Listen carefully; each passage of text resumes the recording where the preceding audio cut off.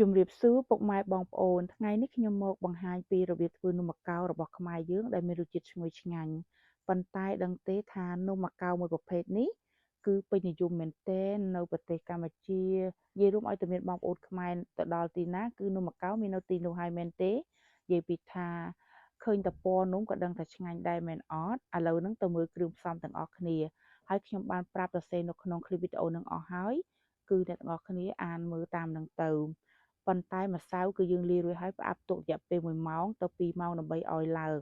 ហើយងាយស្រួលមែនទែនបន្ទាប់មកខ្ញុំចែកជា4ដើម្បីដាក់ពណ៌មានពណ៌ក្រហមពណ៌លឿងហើយនិងពណ៌ស្លឹកតយបន្ទាប់មកគឺខ្ញុំកូរច្បល់វាមួយម្ដងរួចហើយក៏ចាប់ផ្ដើមកូរពណ៌លឿងម្ដងនេះគឺជាពុម្ពនំដែលខ្ញុំប្រើចានក៏បានបន្ទាប់មកយើងដាក់ចំហុយហ្នឹងឲ្យពុម្ពហ្នឹងរាងក្ដៅបន្តិចរួចហើយក៏ចាប់ផ្ដើមចាក់នំម្សៅនំចូលចំហុយរយៈពេល15ទៅ20នាទីធ្វើយ៉ាងម៉េចដើម្បីឲ្យនំយើងហ្នឹងឆ្អិនបានល្អនិយាយពីថាពណ៌គឺស្រស់ស្អាតមែនទែនប៉ុន្តែខ្ញុំចាក់ក្នុងពុម្ពស៊ីលីកូននឹងខ្លះហើយនឹងពុម្ពចានអូយនំឡើងល្អមែនទែនបានរយៈពេលជិត20នាទីគឺឡើងស្អាតហើយនិយាយទៅនំនោះគឺឆ្ងាញ់ខ្ញុំធ្វើជាលើកទី1គឺត្រូវនិយាយពីថារសជាតិវិញគឺកប់តែម្ដងឥឡូវចូលដល់ពណ៌ស្លឹកតយបងប្អូនអើយអានេះដាក់ចានម្ដងនិយាយពីថាអូញ៉ាំជាមួយដូងខ្ចីគឺខប់តែម្ដងងាយស្រួលធ្វើណាស់អ្នកទាំងអស់គ្នា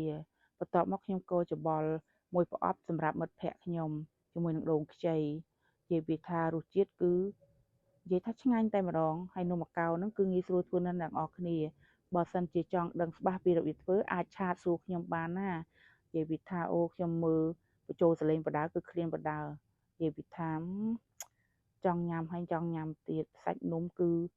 ទន់ស្វិតល្អមែនតែនអត់រឹងទេនិយាយទៅអាចហូបបានมันឆ្ងាញ់អីខ្លាំងណាស់ណាទេគ្រាន់ថាអាចទទួលទានបានហើយឥឡូវខ្ញុំហែកសាច់នំឲ្យមើលណានេះនិយាយពីសាច់នំវិញឡងផុសអញ្ចឹងអ្នកនរឃើញឡើងហ៎គឺល្អមែនតែនហើយមេនំម្កៅក៏ងាយស្រួលរកដែរនៅក្នុងទីផ្សាររបស់អាមេរិកិនដូចតែខ្ញុំបានដាក់ឈ្មោះអញ្ចឹងទៅរកមើលទិញទៅ